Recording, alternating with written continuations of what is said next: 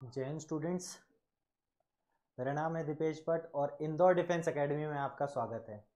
जैसा कि polity series हम कर रहे थे, हम लक्ष्मीकांत से पहले चैप्टर से आखिरी तक सारे चैप्टर्स को डिस्कस करने वाले हैं, प्रीवियस ईयर्स को डिस्कस करने वाले हैं। पहला लेक्चर हमारा हो चुका है constituent assembly, making of constitution, है ना। अब उसी के आगे हमने पिछले लेक्चर में देखा था कि कैसे कॉन्स्टिट्यूएंट असेंबली हमारी बन गई थी, पार्टली नॉमिनेटेड और पार्टली इलेक्टेड बॉडी थी, है ना। फिर कैसे वो बनी थी, उसने क्या क्या काम किए थे, मेजर कमिटीज़ क्या बनाई थी, माइनर कमिटीज़ क्या बनी थी, किन किन लोगों ने इम्पोर्टेंट रोल निभाए। सबसे पहले कॉन्स्टिट्यूएंट असेंबली की डिमांड कहाँ से आई, फिर कौन से मिशन के अंडर उसको पावर मिली थी कॉन्स्टिट्यूएंट असेंबली को बनाने का। ये सब हम प्रीवियस लेक्चर्स में देख चुके हैं। साथ में हमने कुछ इंपॉर्टेंट क्वेश्चंस को भी डिस्कस किया था। ठीक है, अभी हम आगे चलते हैं। नेक्स्ट में salient features of the constitution को डिस्कस करते हैं। Salient features that is unique features क्या है कॉन्स्टिट्यूशन के। कॉन्स्टिट्यूशन कॉन्स्टिट्यूएंट असेंबली ने बना तो दिया, लेकिन क्या क्या यूनिक फीचर्स हैं। जैसे कि हमने देखा कि हमारा कॉन्स्टिट्यूशन, बहुत सारे कॉन्स्टिट्यूशन को देख के अराउंड 60 कॉन्स्टिट्यूशन हमने स्टडी किया और उसके बाद हमारा कॉन्स्टिट्यूशन बना है। तो क्या ऐसे सेलिएंट फीचर्स, क्या यूनिक फीचर्स हमने अपने कॉन्स्टिट्यूशन में हमारी सिचुएशन को देखते हुए अपनाए हैं, और हमारा कॉन्स्टिट्यूशन कौन से फीचर्स की बात करता है, ये सब बातें हम आज के लेक्चर में देखेंगे। ठीक है, introduction. The various unique features के क्या क्या यूनिक फीचर्स हैं हमारे कॉन्स्टिट्यूशन में। ठीक है, unique features of the constitution. फिर नेचर ऑफ द कॉन्स्टिट्यूशन के क्या नेचर होगा। ठीक है, क्या ये रिपब्लिक होगा, सोवरेन होगा, सोशलिस्ट होगा, सेक्युलर होगा, डेमोक्रेटिक होगा। तो ये सब नेचर की बात हो रही है और ये हमारा कॉन्स्टिट्यूशन इसकी बात करता है। ठीक है,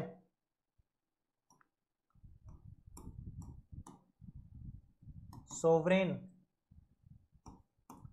सोशलिस्ट, रिपब्लिक, डेमोक्रेटिक, ये हमारा कॉन्स्टिट्यूशन का नेचर है। ठीक है, और इन्हीं और nature of our state and government, क्या स्टेट का और गवर्नमेंट का नेचर कैसा है, किस टाइप की गवर्नमेंट हमने लेके आए हैं, कौन से मॉडल को फॉलो करते हुए हमने गवर्नमेंट का मॉडल लिया हुआ है। ठीक है, स्टेट की क्या पावर होंगी, गवर्नमेंट की क्या पावर होंगी, कॉन्स्टिट्यूशन के अंदर क्या बातें हुई हैं, इन सब की बातें हम देखेंगे। ठीक है, फिर लेंथीएस्ट रिटन कॉन्स्टिट्यूशन, पहला जो सेलिएंट फीचर है उसमें बोल रहा है कि हमारा कॉन्स्टिट्यूशन सबसे जाइगेंटिक, सबसे लंबा, सबसे ज़्यादा टाइम लेने वाला कॉन्स्टिट्यूशन है। मतलब सबसे ज़्यादा टाइम तो नहीं लिया है, लेकिन सबसे लंबा, लेंथीएस्ट रिटन कॉन्स्टिट्यूशन है। ठीक है, तो constitution are classified as lengthiest written and unwritten. ठीक है, दो तरीके से कॉन्स्टिट्यूशन को क्लासीफाई कर सकते हैं। जैसे हमारा कॉन्स्टिट्यूशन, इंडियन कॉन्स्टिट्यूशन, ठीक है, और यूएसए का कॉन्स्टिट्यूशन, ये रिटन कॉन्स्टिट्यूशन है। लेकिन अनरिटन कॉन्स्टिट्यूशन भी होते हैं। अनरिटन मतलब बोल के नहीं चल रहे हैं, उनमें क्या बोलते हैं, अनरिटन इस तरीके से है कि वो custom, traditions, president, statutes, judicial decisions के बेसिस पे चल रहे हैं। जैसे अनरिटन कॉन्स्टिट्यूशन का सबसे इंपॉर्टेंट एग्जांपल है कॉन्स्टिट्यूशन ऑफ यूके, ब्रिटेन का कॉन्स्टिट्यूशन। ये क्या है, जैसे ब्रिटिश ने हमारे यहाँ रूल किया था, तो उन लोगों ने government of India act 1935, government of India act 1919, 1947, Indian independence act of 1947, council act, है ना, चार्टर एक्ट, ऐसे एक्ट्स बहुत सारे लेके आए थे। तो उसी तरीके से ब्रिटेन में जो कॉन्स्टिट्यूशन है वो इन एक्ट के फॉर्म में है। एक जगह कंस्टिट्यूएंट असेंबली साथ में बैठ के और एक कॉन्स्टिट्यूशन नहीं लिखा, जैसे इंडिया में लिखा गया है 2 साल 11 महीने 18 दिन लेके, जो हमने बैठ के एक साथ एक कॉन्स्टिट्यूएंट असेंबली को इलेक्ट किया और उसने कॉन्स्टिट्यूशन हमारे लिए लिखा, उस तरीके से ब्रिटेन में कॉन्स्टिट्यूशन नहीं बना। उन्होंने एक्ट्स बहुत सारे निकाले टाइम टू टाइम, फ्रॉम 1245 से लेके अभी तक प्रेजेंट जितने भी एक्ट लाए, इनको कंबाइन कर रखा है, उनके जो मेजर कस्टम्स हैं उनको कोडिफाई कर रखा है। फिर जो जुडिशियल प्रोसीडिंग्स है और उसमें जो इंपॉर्टेंट डिक्लेरेशन आते हैं उनको उनने कोडिफाई कर रखा है इस तरीके से, और इन्हीं लॉज को फॉलो करते हैं एज ए कॉन्स्टिट्यूशन। रिटर्न उनका एक प्रॉपर कॉन्स्टिट्यूशन नहीं है। ठीक है, तो ये हमारा लेंथीएस्ट रिटन कॉन्स्टिट्यूशन है जो कि रिटन है, ठीक है। फिर Indian constitution is highly detailed. अब ये बता रहा है रीजंस कि क्या क्या रीजन है, कैसा क्या कैसे लेंथीएस्ट है। 465 आर्टिकल हैं आज की डेट में, जब बना था तब 395 आर्टिकल थे, ठीक है। आज की डेट में 12 शेड्यूल्स हैं, पहले 8 शेड्यूल थे। आज की डेट में 25 पार्ट्स हैं, अर्लियर 22 पार्ट्स थे, ठीक है। तो इस तरीके से सबसे लंबा कॉन्स्टिट्यूशन हमारा लिखा गया है। जैसे यूएसए में 7 आर्टिकल थे, ऑस्ट्रेलिया में 128 आर्टिकल है, चाइना में 138 आर्टिकल है, कनाडा में 147 आर्टिकल है, लेकिन हमारे में बहुत ज़्यादा आर्टिकल्स हैं, ठीक है। बहुत डिटेल्ड कॉन्स्टिट्यूशन है, इसलिए लेंथीएस्ट रिटन कॉन्स्टिट्यूशन है, ठीक है। क्या कंट्रीब्यूट कर रहा है इन फैक्टर्स को, क्या क्या रीज़न है इस लेंथीएस्ट रिटन कॉन्स्टिट्यूशन के। पहली बात तो कि हमारा जो हिस्टोरिकल और कल्चरल डाइवर्सिटी है वो बहुत ज़्यादा है, ठीक है। अब रिलीजन ही हमारे से काफ़ी ओरिजिनेट हुए हैं, सिखिज्म, बुद्धिज्म, जैनिज्म, ठीक है, ये कहीं ना कहीं हिंदुइज्म से ओरिजिनेट हुए हैं। तो बहुत सारा रिलीजियस डाइवर्सिटी है हमारे यहाँ। फिर हाईएस्ट पॉपुलेशन है आज की डेट में इंडिया में, तो सबसे ज़्यादा डाइवर्स कंट्री होने के साथ साथ सबसे ज़्यादा पॉपुलेटेड भी कंट्री है हम, ठीक है। फिर अपना क्या बोलते हैं, इकोनॉमिक डाइवर्सिटी भी बहुत ज़्यादा है कि बहुत ज़्यादा पुअर से लेके बहुत ज़्यादा अमीर लोग हैं, और सबके लिए एक कॉन्स्टिट्यूशन लिखना था। इसीलिए हमारी डाइवर्सिटी को ध्यान में रखते हुए हमें बहुत बड़ा कॉन्स्टिट्यूशन चाहिए रहेगा, ठीक है। Single constitution for both centre and state, ठीक है। अब ये एक्सेप्शन नहीं है, जेएनके का अलग से कोई कॉन्स्टिट्यूशन नहीं है, ठीक है। तो एक सिंगल कॉन्स्टिट्यूशन चाहिए बोथ सेंटर एंड स्टेट के लिए, इसलिए भी वो लेंथीएस्ट है, ठीक है। जैसे यूएसए में जो कॉन्स्टिट्यूशन है वो स्टेट का अलग रहता है, सेंटर के अलग रहते हैं। यूएसए अर्लियर 13 कॉन्स्टिट्यूएंसीज थी, 13 कॉलोनीज थी, सॉरी। तो 13 कॉलोनीज बाद में 50 स्टेट बनाया, और 50 स्टेट का सबका एक कॉन्स्टिट्यूशन है, ठीक है, सबका कॉन्स्टिट्यूशन है। तो इसीलिए जो सेंटर का जो कॉन्स्टिट्यूशन है इनका बना, ये छोटा रहेगा तो चलेगा, ठीक है, बहुत छोटा कॉन्स्टिट्यूशन।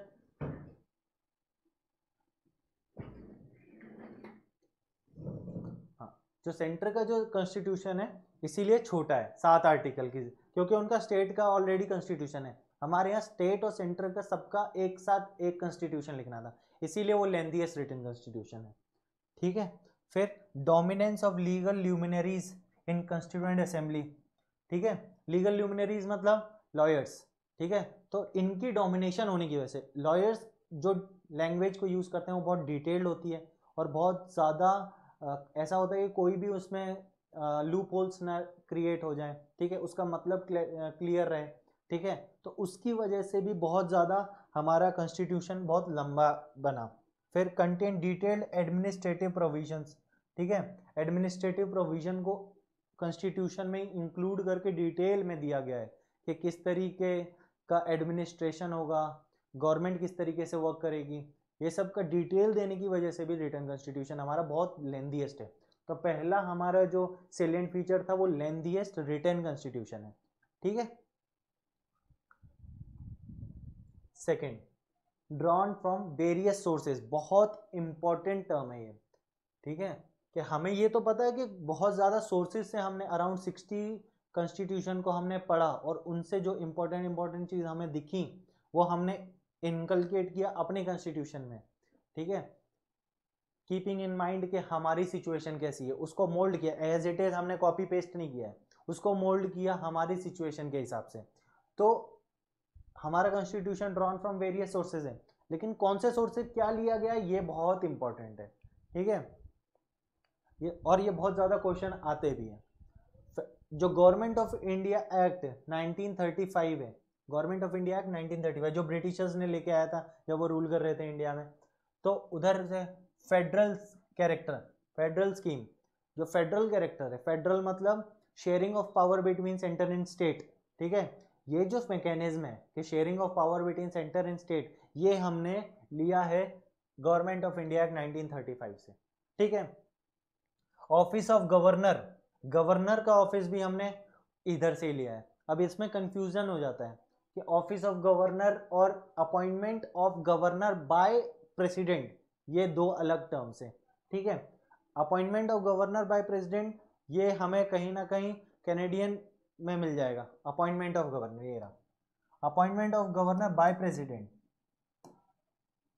ये दो अलग अलग टर्म है और दोनों में कंफ्यूजन हो जाता है कि जब जो गवर्नर है उसका ऑफिस होगा वो तो हमने लिया है गवर्नमेंट ऑफ इंडिया 1935 से, लेकिन उसका अपॉइंटमेंट प्रेसिडेंट करेगा ये बात हमने ली है कैनेडियन गवर्नमेंट से, ठीक है, कैनेडियन कॉन्स्टिट्यूशन से। फिर जुडिशियरी, बहुत जगह कंफ्यूजन हो जाता है कि जुडिशियरी हमने यूएसए से लिया है, बहुत ज्यादा जुडिशियरी रिलेटेड टर्म्स हमने यूएस से लिए हैं, लेकिन जुडिशियरी जो है वो हमने 1935 एक्ट से लिया है, ठीक है। जैसे जुडिशियल इंडिपेंडेंस, इंडिपेंडेंट जुडिशियरी हमने यूएस से लिया है। जुडिशियल रिव्यू, कि जुडिशरी के पास पावर है जो भी बिल आएगा उसको एक्ट बनने से पहले एक बार रिव्यू करने की पावर है, इसको बोलते हैं जुडिशियल रिव्यू। ये दोनों चीज हमने कहां से ली है, यूएस से ली है। लेकिन जो जुडिशरी का ऑफिस है, कि जैसे जुडिशरी का जो स्ट्रक्चर है वो हमने गवर्नमेंट ऑफ इंडिया 1935 से लिया है। फिर यूपीएससी और पीएससी ये भी हमने गवर्नमेंट ऑफ इंडिया 1935 से लिया। इमरजेंसी प्रोविजन, ये भी एक बहुत इंपॉर्टेंट पॉइंट है और कंफ्यूजिंग पॉइंट है। इमरजेंसी प्रोविजन हमने लिया 1935 एक्ट से, लेकिन suspension of fundamental right during emergency ये टर्म हमने लिया है जर्मनी से। देखो वेमार कॉन्स्टिट्यूशन ऑफ जर्मनी, यहां पे लिखा है suspension of fundamental right during emergency. जब भी इमरजेंसी लगती है, ठीक है, इमरजेंसी लगती है तो कुछ फंडामेंटल राइट्स को सस्पेंड कर दिया जाता है, ठीक है। जब भी नेशन की सिक्योरिटी और सॉवरेनिटी की बात आती है तो इमरजेंसी लगती है, सपोज कोई वॉर आ गई ऐसे सिचुएशन में, तो फंडामेंटल राइट को होल्ड कर दिया जाता है उस सिचुएशन के लिए, उस समय सस्पेंड कर दिया जाता है। तो कुछ फंडामेंटल राइट्स को, जैसे 14 और 19। तो ये सिचुएशन, ये कंडीशन हमने ली है वेमार कॉन्स्टिट्यूशन ऑफ जर्मनी। ये वेमार मतलब जर्मनी है, ठीक है। लेकिन जो इमरजेंसी प्रोविजंस हैं वो सारे हमने 1935 एक्ट से लिया है, ठीक है। फिर एडमिनिस्ट्रेटिव प्रोविजंस भी हमने इसी एक्ट से लिया गया। फिर इसके बाद यूके का पार्लियामेंट, यूके हमारे यहाँ रूल ऑलरेडी कर चुके हैं, यूके के ब्रिटिशर्स, इंग्लिश लोग, है ना। तो उनने जब रूल किया उस ड्यूरेशन में हम पार्लियामेंट्री फॉर्म ऑफ गवर्नमेंट से बहुत ज़्यादा फेमिलियर हो गए थे उस सिचुएशन से, तो उसकी वजह से हमने पार्लियामेंट्री फॉर्म ऑफ गवर्नमेंट को अपनाया है, ठीक है। तो पार्लियामेंट्री गवर्नमेंट हमने यूके से लिया।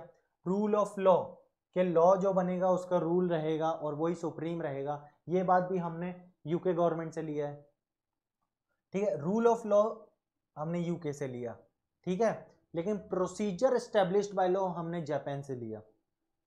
प्रोसीजर एस्टेब्लिश्ड बाय लॉ, ये दो अलग अलग टर्म है। आगे के लेक्चर्स में हम ये सब टर्म सारे समझेंगे, अभी जितना समझ में आ रहा है उतना अच्छा है। आगे हम क्लैरिटी से बहुत सारे टर्म्स को बहुत ब्रॉडली आराम से समझेंगे, ठीक है।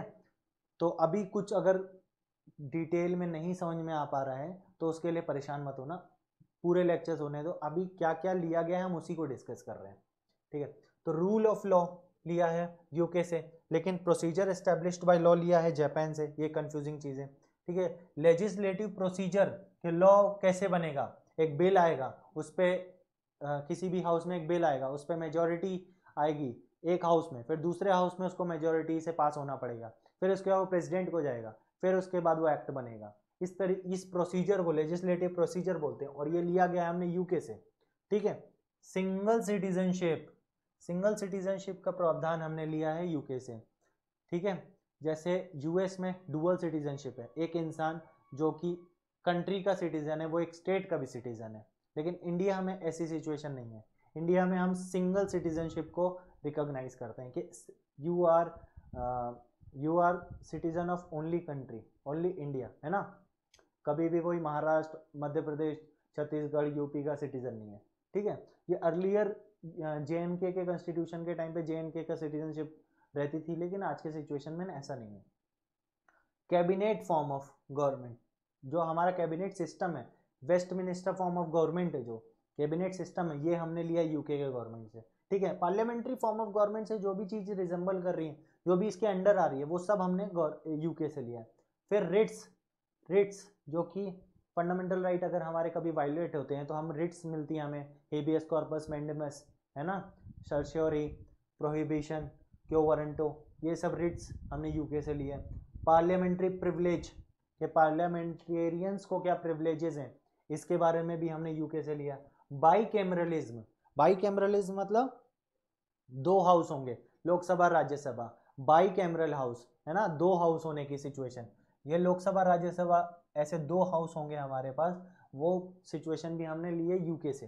फिर यूएस का कॉन्स्टिट्यूशन, फंडामेंटल राइट सबसे इंपॉर्टेंट, ठीक है, सबसे इंपॉर्टेंट फंडामेंटल राइट, तीन टर्म्स आते हैं, फंडामेंटल राइट, डीपीएसपी और फंडामेंटल ड्यूटीज। फंडामेंटल राइट हमने लिया है यूएसए से, डीपीएसपी हमने लिया है आयरिश कॉन्स्टिट्यूशन से, और फंडामेंटल ड्यूटी लिया है हमने यूएसएसआर, सोवियत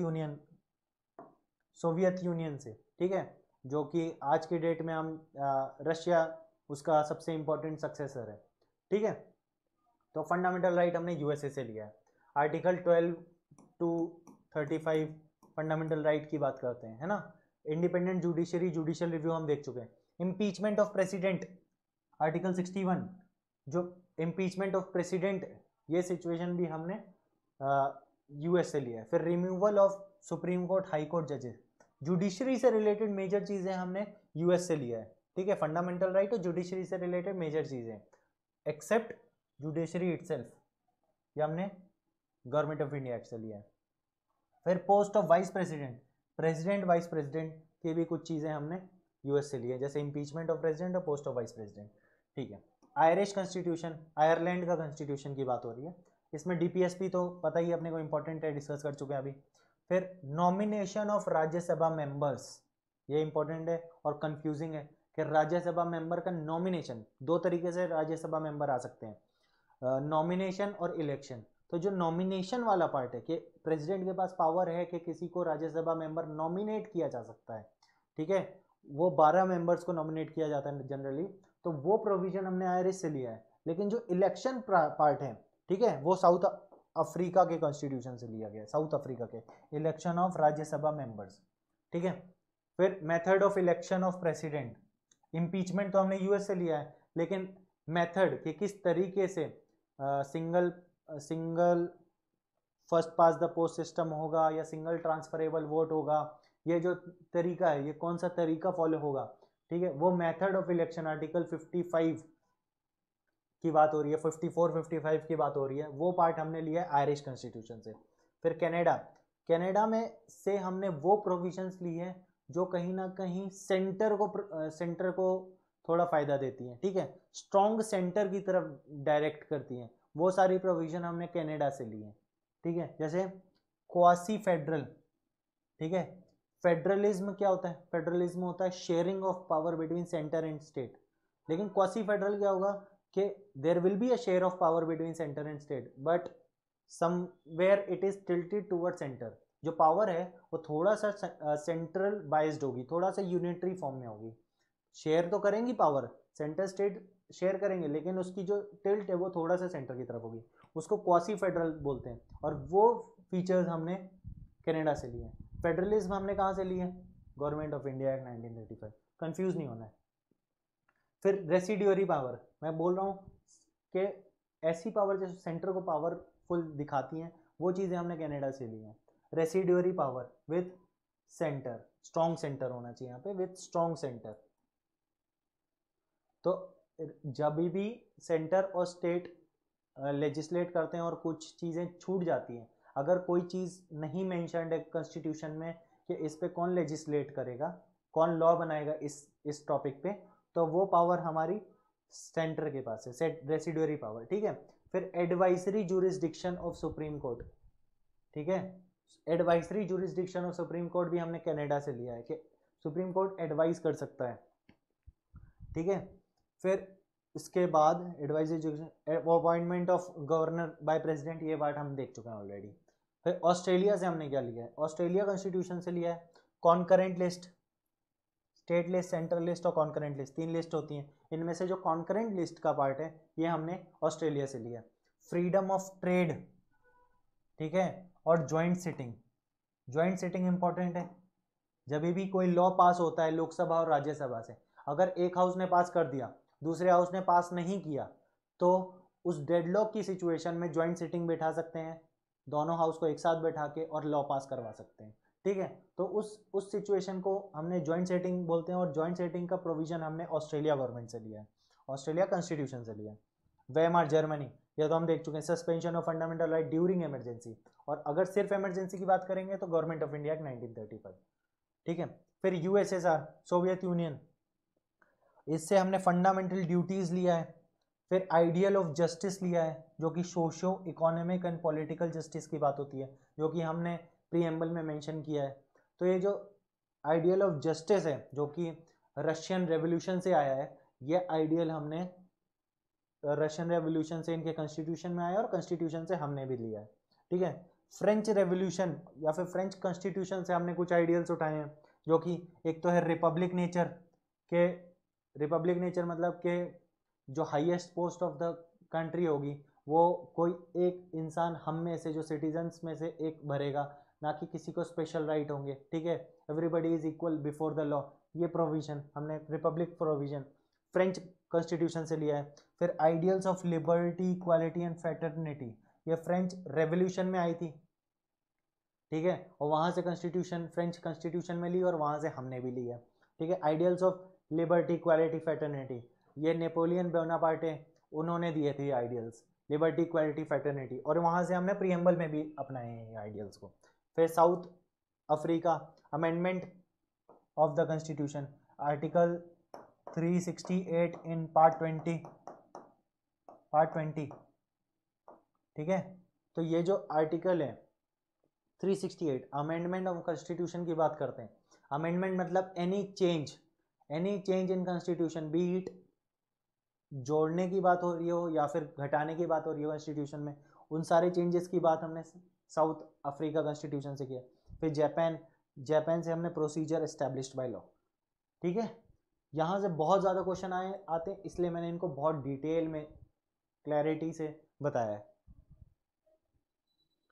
फिर blend of rigidity and flexibility, जैसा कि हमने अभी देखा कि हमने African constitution, south African constitution से अमेंडेबिलिटी ली है। अमेंडमेंट क्या होता है? चेंज, है ना। तो हमारे जो कॉन्स्टिट्यूएंट जो बनाने वाले थे उन्होंने ये सोचा कि क्या हमारे कॉन्स्टिट्यूशन के अंदर जो चेंजेस हैं वो बहुत ज़्यादा रिजिड होने चाहिए, या फिर मतलब बहुत ज़्यादा मुश्किल होना चाहिए उनको चेंज लाने के लिए, या फिर बहुत ज़्यादा फ्लेक्सिबल होने चाहिए। तो हमने रिजिडिटी और फ्लेक्सिबिलिटी का ब्लेंड लिया है कि कुछ प्रोविज़न जो बहुत इंपॉर्टेंट प्रोविजंस हैं, जो हमारे बेसिक स्ट्रक्चर्स या फिर इंपॉर्टेंट स्ट्रक्चर को से रिलेटेड है, उन स्ट्रक्चर में चेंज लाने के लिए रिजिडिटी बहुत इंपॉर्टेंट है कि कोई भी गवर्नमेंट बहुत इजीली उनको चेंज ना कर पाए। और कुछ प्रोविजंस जो कि बहुत सिंपल हैं कि किसी स्टेट का नाम चेंज करना हो, किसी की थोड़ी सी बाउंड्री चेंज करनी हो, सिंपल लॉज पास करने, इनके लिए हमने फ्लेक्सिबल प्रोविजंस भी रखे हैं। ठीक है, कॉन्स्टिट्यूशन में फ्लेक्सिबिलिटी मतलब इजी टू चेंज, और रिजिडिटी मतलब वेरी टफ टू चेंज। तो अमेंडमेंट प्रोसीजर जो रिजिड है या फ्लेक्सिबल है उनकी बात हो रही है, और हमने ये दोनों रखा है। Constitution are classified into rigid and flexible. ठीक है, rigid constitution requires a special procedure to amend. ठीक है, आर्टिकल 368 के अंडर दो तरीके की मेजॉरिटी चाहिए होती है, जिसको स्पेशल मेजॉरिटी बोलते हैं। स्पेशल मेजॉरिटी ये रिजिड कॉन्स्टिट्यूशन की तरफ इशारा करते हैं कि इस मेजॉरिटी में क्या होता है कि हमें पहली बात तो 2/3 of member present and voting चाहिए होता है, plus 50% of total 50% plus 1 of total strength. इन दोनों में से ये दोनों मेजॉरिटी हमको चाहिए होती है, तब कोई चीज़ पास होती है। ये चीज़ हम आगे चल के बहुत ज़्यादा डिटेल में देखने वाले हैं। अभी सिर्फ हम प्रोविजंस को थोड़ा सा ऊपर से देख रहे हैं कि क्या क्या प्रोविजन कॉन्स्टिट्यूशन में अपनाई गई है। ठीक है, तो रिजिड कॉन्स्टिट्यूशन, ठीक है, स्पेशल प्रोसीजर। फिर flexible constitution, amended with same process as laws, मतलब सिंपल लॉज की तरह जो भी अमेंड हो सकते हैं। Flexible procedure article 2 and 3। ठीक है, फिर Indian constitution is partly rigid है and partly flexible. Article 368 provided for 2 types of amendment. कौन कौन सी अमेंडमेंट है? स्पेशल मेजोरिटी वाली अमेंडमेंट की बात हो रही है, जो 2/3 of present and voting member of both house plus 50% vote of total membership. ठीक है, तो ये बहुत टफ मेजोरिटी है। और स्पेशल मेजोरिटी एक और तरह की मेजोरिटी होती है। स्पेशल मेजोरिटी जो ये 2 कंडीशन है, साथ में ratification of half of the state, मतलब जो टोटल 29 स्टेट है उसमें से एटलीस्ट 15 स्टेट को सिंपल मेजोरिटी से पास करने पड़ेंगे, तभी कुछ चीज़ अमेंड हो पाएगी। ठीक है, तो some parts can be amended like ordinary law, simple majority. तो ये क्या है? फ्लेक्सिबल प्रोसीजर, ये क्या है? Rigid procedure. तो ये दोनों को हमने अपनाया है अपनी कॉन्स्टिट्यूशन में। Quasi federal structure, quasi federal system with a strong unitary बायस। ठीक है, तो हमारा फेडरेशन तो है, फेडरेशन मतलब share of power between centre and state, but वो जो स्ट्रक्चर है वो क्वासी फेडरल है, मतलब शेयर ऑफ पावर तो है लेकिन सेंटर की तरफ थोड़ा ज़्यादा पावर दी गई है, थोड़ा सा ज़्यादा सेंटर को पावर दी गई है स्टेट के रिस्पेक्ट में। ठीक है, और वही स्ट्रक्चर को हमने अपनाया है। कौन से कॉन्स्टिट्यूशन से? कौन से कॉन्स्टिट्यूशन से? कनाडा, अभी अपन ने पढ़ा था ना। तो contains both federal and unitary features. Federal feature क्या है? फेडरल वो फीचर्स हैं जो स्टेट को पावर दे रहे हैं, ऑटोनॉमी दे रहे हैं, स्टेट अपने स्पीयर में ऑटोनॉमी रख के अपना काम कर सकता है, वो उसको फेडरल फीचर्स बोल रहे हैं। और यूनिटरी फीचर्स वो हैं जो सेंटर का बहुत ज़्यादा पावरफुल बना रहे हैं। ठीक है, सेंटर का पावर ज़्यादा है। तो फेडरल फीचर्स क्या हैं? 2 गवर्नमेंट। ठीक है, सेंटर और स्टेट की अपनी अपनी गवर्नमेंट है, अपने अपने स्पीयर में काम कर रही है, ये फेडरल फीचर है। डिवीजन ऑफ पावर, ठीक है, कि कॉन्स्टिट्यूशन में आर्टिकल 247 या फिर शेड्यूल 7 में सेंटर स्टेट लिस्ट की बात हो रही है, centre state and concurrent list की बात होती है। तो सेंटर अपने सेंटर अपने स्पीयर में काम करेगा, स्टेट अपने स्पीयर में काम करेगा, और ये फेडरल फीचर है कि स्टेट इंडिपेंडेंट है अपने काम के लिए। फिर रिटन कॉन्स्टिट्यूशन, रिटन कॉन्स्टिट्यूशन कैसे फेडरल फीचर है कि सबकी पावर रिटन है ऑलरेडी कॉन्स्टिट्यूशन में, मतलब कल को कोई भी सेंट्रल गवर्नमेंट स्टेट को बुली नहीं कर सकता या फिर कोई भी अनड्यू एडवांटेज नहीं ले सकता, क्योंकि पावर तो ऑलरेडी रिटन है और वहीं से कॉन्स्टिट्यूशन सुप्रीम है और वहां से सब अपना डिराइव कर रहे हैं पावर को। तो written constitution is a federal feature. फिर सुप्रीमेसी ऑफ कॉन्स्टिट्यूशन, कि constitution is supreme not parliament, constitution is supreme और वो रिटन है ऑलरेडी, तो वहां से हम डिराइव कर रहे हैं पावर, ये भी एक फेडरल फीचर है। रिजिड कॉन्स्टिट्यूशन है कि अगर कॉन्स्टिट्यूशन रिजिड है तो कहीं ना कहीं फेडरल फीचर है, स्टेट को ज़्यादा फायदा है, क्योंकि सेंटर में अगर कोई गवर्नमेंट आए और वो अगर ये रिजिड ना होता, फ्लेक्सिबल होता, तो वो ज़्यादा चेंजेस ला सकते हैं, ज़्यादा चेंजेस स्टेट के अगेंस्ट भी जा सकते हैं। तो ऐसे चेंजेस ना आए, इसलिए रिजिडिटी बहुत ज़रूरी है और स्टेट की ऑटोनॉमी के लिए रिजिडिटी बहुत ज़रूरी है। ठीक है, फिर इंडिपेंडेंट जुडिशरी, जुडिशरी और एग्जीक्यूटिव या फिर लेजिस्लेटिव सेपरेशन ऑफ पावर का कॉन्सेप्ट आपने सुना होगा, तो उस कॉन्सेप्ट को फॉलो करते हुए जुडिशरी इंडिपेंडेंट है। ठीक है, और जब तक जुडिशरी इंडिपेंडेंट है स्टेट इंडिपेंडेंट रह सकते हैं। ठीक है, तो ये एक फेडरल फीचर है। बाईकैमरलिज्म, बाईकैमरल स्ट्रक्चर है हमारा। ठीक है, डुअल हाउसेस का, लोकसभा और राज्यसभा, और राज्यसभा कहीं ना कहीं स्टेट को रिप्रेजेंटेशन दे रहा है सेंटर में, तो इसलिए ये भी एक बाईकैमरलिज्म भी एक फेडरल फीचर है। फिर यूनिटरी फीचर्स, ऐसे फीचर्स जो कि सेंटर को ज़्यादा सपोर्ट करते हैं। ठीक है, स्ट्रॉन्ग सेंटर, सीधी सीधी बात है, सेंटर अगर स्ट्रॉन्ग है तो यूनिटरी फीचर है। सिंगल कॉन्स्टिट्यूशन, अगर स्टेट का खुद का कॉन्स्टिट्यूशन भी होता तो डुअल कॉन्स्टिट्यूशन होता तो ज़्यादा वो ऑटोनॉमी रहती है उनकी। फिर सिंगल सिटीजनशिप, ना कि यूएसए की तरह डुअल सिटीजनशिप। ठीक है, ये भी यूनिटरी फीचर है। फ्लेक्सिबल कॉन्स्टिट्यूशन के चेंजेस लाना बहुत इजी हो जाता है, ये भी यूनिटरी फीचर है, क्योंकि पार्लियामेंट को ज़्यादा पावरफुल बना देता है ये। फिर इंटीग्रेटेड जुडिशरी, यूएस में जो जुडिशरी है वो कहीं ना कहीं इंटीग्रेटेड ना होके सेपरेट जुडिशरी है, जो हाई, जैसे हमारे यहाँ हाई कोर्ट है, इसी के ऊपर सुप्रीम कोर्ट है, लेकिन यूएसए में कैसा सिचुएशन है जुडिशरी का, उनका जो सुप्रीम कोर्ट है वो अलग काम करता है और हाई कोर्ट अलग काम करता है, ठीक है, हाई कोर्ट अलग काम करता है। तो ये इंडिपेंडेंस, ये इंटीग्रेटेड जुडिशरी है और ये कहीं ना कहीं यूनिटरी की तरफ दिखाती है। फिर appointment of governor bye centre, जो स्टेट का सबसे इंपॉर्टेंट इंसान है, जो सबसे हाईएस्ट पोस्ट है, वो सेंटर के द्वारा अपॉइंटेड है, ये एक यूनिटरी फीचर्स है, ठीक है। और इमरजेंसी प्रोविजन, इमरजेंसी में भी सेंटर बहुत ज़्यादा पावरफुल होता है। फिर all India services, all India services article 312, all India services कहीं ना कहीं सेंटर के द्वारा गवर्न की जाने वाली सर्विसेज हैं, इसलिए ये भी यूनिटरी फीचर है, ठीक है। फिर आर्टिकल 1 हमारा कहीं ना कहीं यूनियन ऑफ स्टेट के बारे में बात करता है और फेडरेशन वर्ड कहीं कहीं भी यूज नहीं किया गया है, ठीक है। एक्चुअल में जो फेडरल कैरेक्टर हम फॉलो कर रहे हैं, क्वासी फेडरल कैरेक्टर, लेकिन हम यूनियन ऑफ स्टेट बोल के, ना कि हम federation of state, federation of state नहीं बोलते, हम यूनियन ऑफ स्टेट बोलते हैं, क्योंकि हमारे जो सिचुएशन है वो यूएस की तरह नहीं है कि हम एक एग्रीमेंट करके साथ में आए, एग्रीमेंट करके साथ में नहीं आए, और हमारे जो स्टेट्स हैं इनके पास ये पावर नहीं है कि सिसीड कर सकें, कभी भी यूनियन को छोड़ के जा सकें, जो कि यूएस में है, ठीक है। तो ये डिफरेंस है फेडरल और यूनियन ऑफ स्टेट के बीच में। फिर parliamentary form of government adopted by UK, ये तो हम ऑलरेडी बात कर चुके हैं कि हमने पार्लियामेंट्री फॉर्म ऑफ गवर्नमेंट को प्रेफरेंस दी है, जिसको वेस्टमिनिस्टर फॉर्म ऑफ गवर्नमेंट भी बोलते हैं या मॉडल ऑफ गवर्नमेंट भी बोलते हैं, ठीक है। दो तरह के गवर्नमेंट होते हैं बेसिकली, एक होते हैं पार्लियामेंट्री, जहाँ पे प्राइम मिनिस्टर बहुत इंपॉर्टेंट रोल प्ले करता है, और एक होती है प्रेसिडेंशियल, ठीक है।